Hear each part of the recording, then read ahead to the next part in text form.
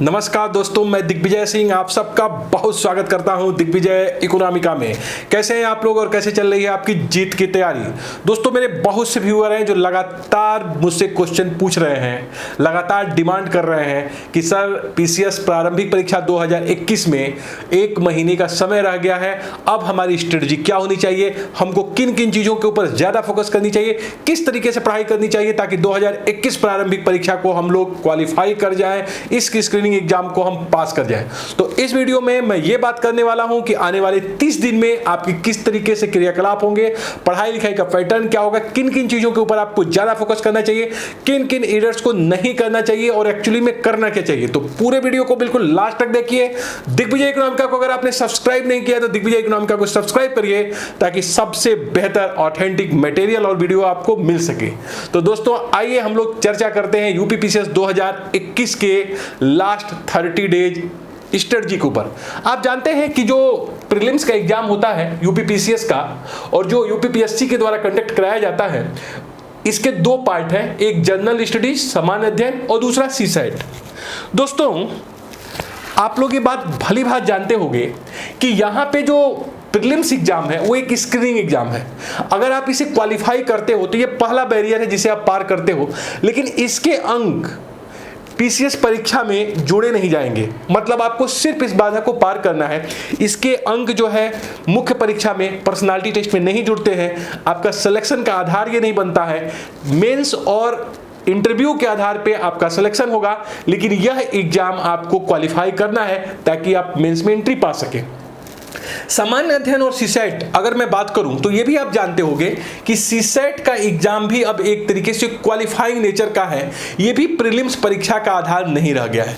आपको मैं बता दूं कि जनरल स्टडीज से 150 क्वेश्चन पूछे जाएंगे और वहीं पे सीसेट से 100 क्वेश्चन पूछे जाएंगे और ये एमसीक्यू टाइप के प्रश्न होंगे आपके। इसका मतलब जब आप प्रीलिम्स परीक्षा जाओगे तो 2 तरह के एमसीक्यू आपको मिलेंगे, एक जीएस वाले जनरल स्टडीज वाले एमसीक्यू जो 150 क्वेश्चन होंगे और दूसरा सीसेट के जो है एमसीक्यू जो 100 क्वेश्चन के होंगे। ये जो 150 क्वेश्चन होंगे ये 200 मार्क्स का होगा और जो सीसेट का है ये भी 200 मार्क्स का होगा। पर ध्यान देने वाली बात ये है दोस्त कि ये जो सीसेट है ये सिर्फ क्वालिफाइंग नेचर का है। इसमें सिर्फ आपको 33% नंबर लाना है। अगर आप 33% नंबर ला देते हैं तो आप इस सीसेट में क्वालिफाई कर लिए जाएंगे। इसका मतलब जो जनरल स्टडीज है यही आपको प्रीलिम्स एग्जाम को क्वालिफाई करेगा, इस स्क्रीनिंग एग्जाम को क्वालिफाई कराएगा।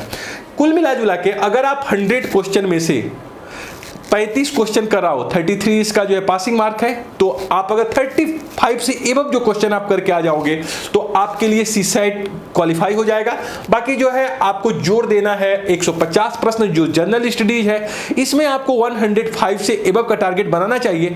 अगर आप 105 से ज्यादा क्वेश्चन सही करके आते हो तो नो डाउट इस परीक्षा को आप पास कर जाओगे।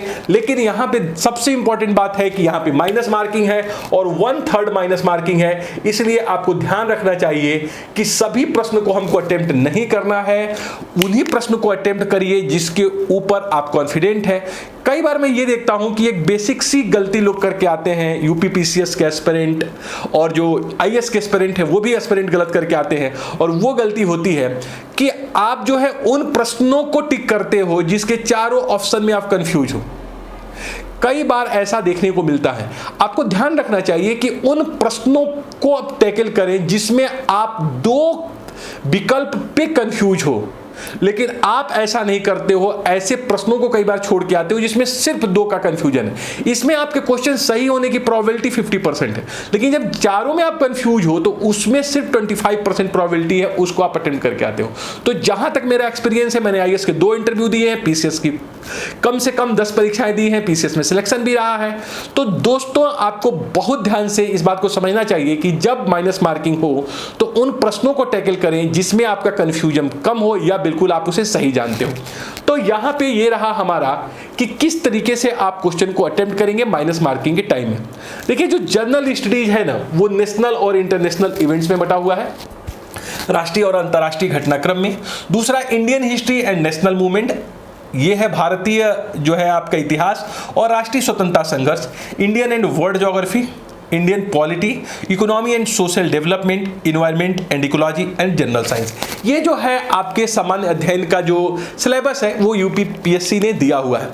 अब दोस्तों देखिए, दो तरह के लोग हैं। एक ऐसे लोग हैं जो इस एग्जाम को पहले बार देने जा रहे हैं, और एक इस तरह के लोग हैं जो इस एग्जाम को 2-4 बार दे चुके हैं या फिर 1-2 बार प्रीलिम्स क्वालिफाई भी कर चुके हैं। जब हम लोग एग्जाम को देते थे, इलाहाबाद में रहते थे, और जब हम लोग एक बार परीक्षा क्वालिफाई कर लिए प्रीलिम्स, तो 1 महीने का जो टाइम होता है वो सफिशिएंट टाइम होता है। बहुत ध्यान से इस बात को सुनिएगा जो मैं कह रहा हूं। जब आप एक बार पढ़ाई कर लेते हो, जब आपकी पढ़ाई एकदम आपको लगता है कि एट पार है, हमने पूरा 12 से 18 महीने का समय दिया है यूपीपीएससी को, यूपीपीसीएस को, और हम जो है एक बार पूरे सिलेबस को पढ़ चुके हैं, और ऐसे समय में आपके लिए 1 महीने का टाइम मोर देन सफिशिएंट होता है। लेकिन जब आप पहले बार एग्जाम में बैठने जाते हो और आपने पढ़ाई की रही होती है, बट आपको इतना कॉन्फिडेंट नहीं होता है कि हम क्या करेंगे, कैसे करेंगे, तो वहां पे आपको पूरा का पूरा ये महीना कम पड़ता हुआ लगेगा। बट अगर आप सिंसियर तरीके से आप टैकल करोगे तो नो डाउट आप इस स्क्रीनिंग एग्जाम को क्वालिफाई कर लोगे। देखो, अब इतना टाइम तो नहीं है कि आप नेशनल, इंटरनेशनल, इंडियन हिस्ट्री को पूरा पढ़ लाओ, पॉलिटी को पढ़ लाओ, ज्योग्राफी को पढ़ लो, इकोनॉमी, सोशल डेवलपमेंट पढ़ लो, लेकिन इतना टाइम जरूर है कि इन इंपॉर्टेंट सेगमेंट को रिवाइज कर सको। इसलिए आपको जो ज्यादा से ज्यादा काम करना है वो रिवीजन के ऊपर काम करना है। जिन चीजों को आप पढ़ चुके हैं उसके रिवीजन के ऊपर ज्यादा फोकस करिए। आप नई चीजों को पढ़ने का प्रयास मत करिए। होता यह है कि आप नई चीजों को पढ़ने बैठ जाते हो, लेकिन ये तो अथाह है। आप नई चीजों को मत पढ़ो, जो चीजें आप पढ़ चुके हो उसको आप रिवाइज करो कि क्वेश्चन गलत ना हो। सबसे सिंपल सा एक स्ट्रेटजी है प्रीलिम्स एग्जाम निकालने की कि एक ऑथेंटिक बुक को 10 बार पढ़ा जाए। बहुत ध्यान से सुनिएगा, एक ऑथेंटिक बुक को 10 बार पढ़ा जाए, 10 बुक को एक बार न पढ़ा जाए। जो भी आपने स्तरीय किताबें पढ़ी है, चाहे आप डॉक्टर एस.एन. लाल की इकोनॉमी पढ़ी हो, चाहे रमेश सिंह की पढ़ी हो, चाहे लक्ष्मीकांत की आप पॉलिटी पढ़े हो, या फिर आप स्पेक्ट्रम का जो है साइंस पढ़े हो, या फिर जो है एस.के. पांडे की आप हिस्ट्री पढ़े हो, या फिर डी.आर. खुल्लर साहब की ज्योग्राफी पढ़े हो, जो भी आपने पढ़ा है ऑथेंटिक बुक को, उसमें जो भी अंडरलाइंस किए हैं उसको जो है निहारने का, उसको दोहराने का, रिवीजन करने का समय है। या फिर ऐसा भी हो सकता है कि आपने ढेर सारे नोट्स बना के रखे हो, उस नोट्स को बहुत अच्छे से देखिए और बहुत अच्छे से रिवाइज करने का प्रयास करिए। देखिए, मैं आपको बहुत क्लियर कट बता दूं कि ये जो परीक्षा है आप इसी जनरल स्टडीज के बदौलत क्वालिफाई करेंगे। तो जो सीसैट का ये जो सेकेंड पेपर है, इसमें आपको सिर्फ क्वालिफाइंग क्वेश्चन करना है। और अगर आप कि मैथमेटिक्स कमजोर है तो मैथमेटिक्स के चक्कर में मत पड़ जाइएगा। आराम से जनरल हिंदी, जनरल इंग्लिश, इसके ऊपर फोकस कर लीजिएगा। आप काम भर की चीजें आप कर लोगे, तो यहाँ के लिए बहुत टेंशन नहीं है। इस पे अभी मैं लास्ट में बात भी करूंगा। आपको पूरा का पूरा जो फोकस करना है, अपने टाइम का जो 80% देना है, 75% से 80% जो आपको टाइम देना है वो जनरल स्टडीज के ऊपर देना है। तो सबसे पहले आप क्या करिए, सबसे पहले आप जो पहले पेपर पूछे गए हैं यूपीपीएससीएस में, उन 10 वर्ष के पेपर को बहुत अच्छे से सॉल्व करिए। जब आप 10 साल के पेपर को सॉल्व कर रहे होगे ना, तो बहुत अच्छे से ट्रेंड्स पता लग जाएगा कि पीसीएस किस लेवल का, किस तरह के प्रश्न पूछता है।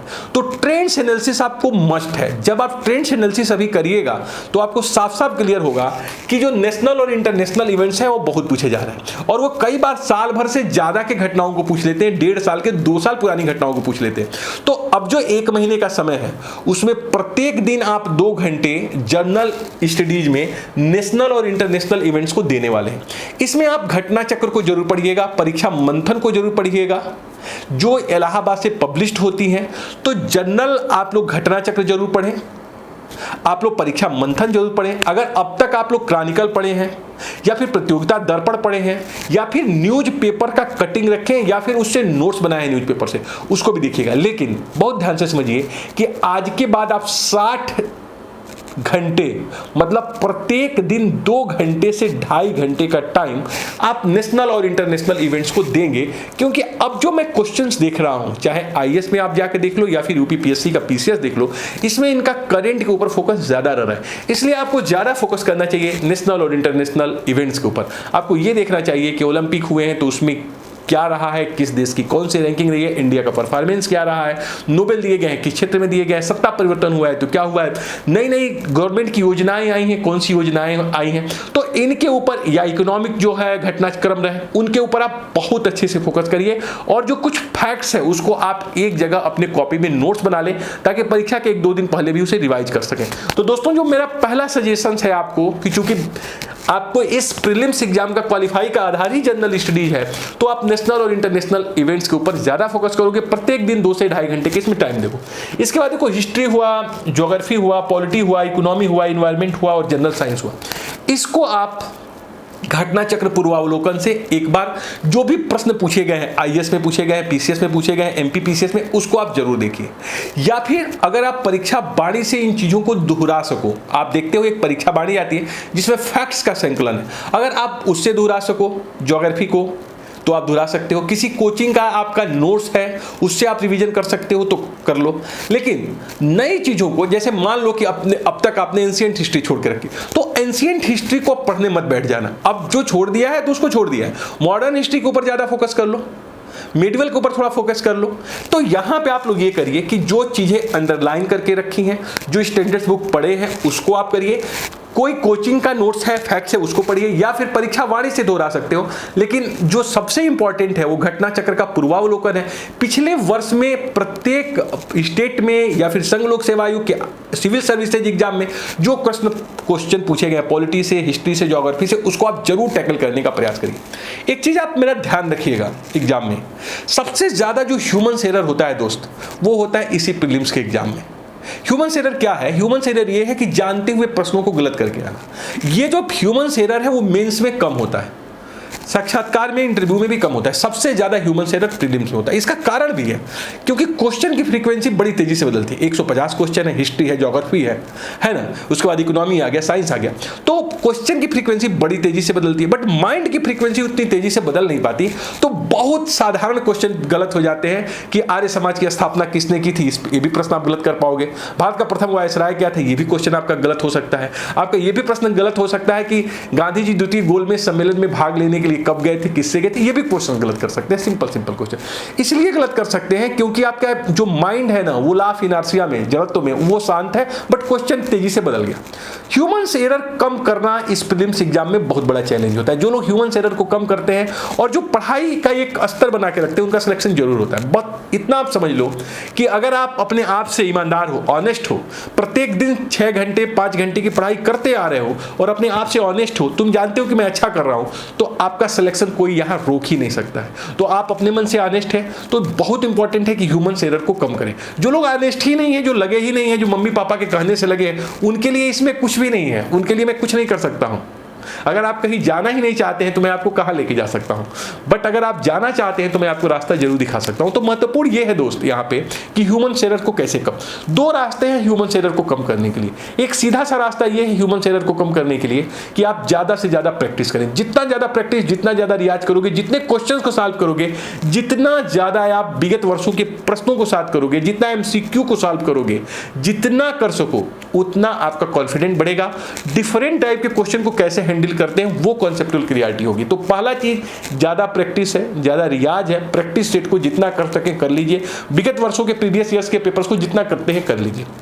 दूसरा, प्रत्येक यूपीएससी के एस्पिरेंट को मैं बिल्कुल कहता हूं कि उसको मेडिटेशन करना चाहिए। I am not talking about yoga, मैं योगा के बारे में बात नहीं कर रहा हूं, I am talking about meditation. आपको मेडिटेशन जरूर करना चाहिए, 10 से 15 मिनट का समय आपको मेडिटेशन लगे। आप मेडिटेशन जब करते हो तो आप कंसंट्रेशन क्या होता है उससे आप सीखते हो, वो बताता है कि आप कितने बेहतर कंसंट्रेट अपने आप को कर पा रहे हो। तो कंसंट्रेशन के लिए आप मेडिटेशन जरूर करिए, ह्यूमन एरर कम हो गए, रोज प्रैक्टिस करिए, रोज रियाज करिए, घटना चक्र को पढ़िए, साथ साथ परीक्षा मंत्र को पढ़िए। जितना अच्छे से आप करंट को पढ़ लोगे और जो भी ये सिलेबस दिया है इसके आप जितना रिवीजन कर लोगे वो आपके लिए बेहतर होगा। फिर मैं बात कर लूँ थोड़ा सा सीसेट के ऊपर। सीसेट में अगर आपको मैथमेटिक्स नहीं आ रहा है, रीजनिंग नहीं आ रहा है, तो आप जनरल हिंदी कर लो, इंग्लिश कर लो, डिसीजन मेकिंग और कंप्रीहेंशन के क्वेश्चन कर लो।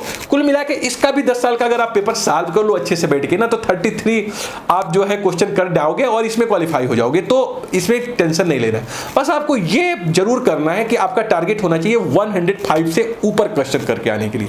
और इसके लिए आपको पूरे क्षमताओं को पूरे महीने के लिए एक जगह इकट्ठा होगा। अपने माइंड को बिल्कुल डाइवर्ट नहीं करना है, बिल्कुल अपने जो है लक्ष्य पे लगाए रहिए। एकदम जो है अर्जुन को दिखाई देनी चाहिए कि चिड़िया की आंख कहाँ है, आपको बिल्कुल दिखाई देना चाहिए कि लक्ष्य मेरा क्या है।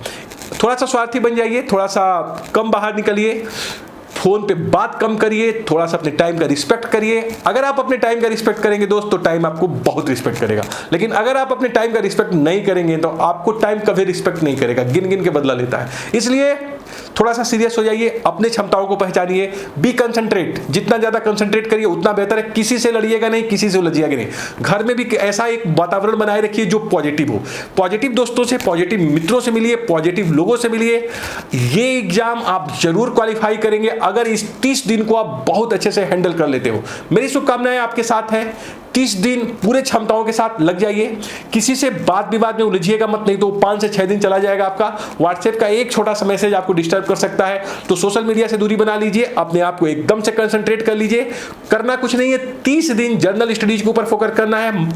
जो नेशनल इंटरनेशनल इवेंट्स है उसको ज्यादा काम करिएगा, विगत वर्षों के क्वेश्चन को खूब सॉल्व कर लीजिए। यूपी स्पेशल को जरूर देख के जाइएगा कि यूपी स्पेशल में क्या चीजें रही है, क्या चेंजेस हो रहे हैं। सेंसस के बारे में जरूर देखिएगा, अभी सेंसस 2021 के डेटा नहीं आया है तो 2011 के डेटा पढ़ के जाइएगा, लेकिन ये चीजों को भी जरूर पढ़िएगा। यूपी स्पेशल, सेंसस के ऊपर जरूर आपको फोकस रहे, इवेंट्स के ऊपर जरूर फोकस रहे, और जो भी हिस्ट्री है, पॉलिटी है, ज्योग्राफी है, उसको आप पूर्वावलोकन से, घटना चक्र से पढ़ लो, या फिर उस पे जो भी आपके पास नोट्स हैं, परीक्षा वाणी है, या जो कुछ एमसीक्यू टाइप के है उसको आप पढ़ सकते हो तो कर लीजिए, अंडरलाइन को देख लीजिए।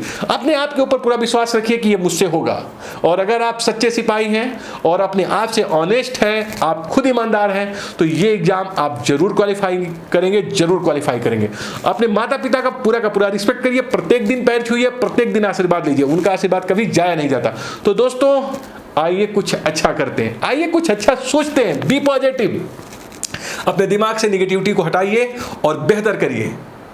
Thank you so much for watching Digvijay Economica. God bless you dear friends, आप जरूर सफल हो।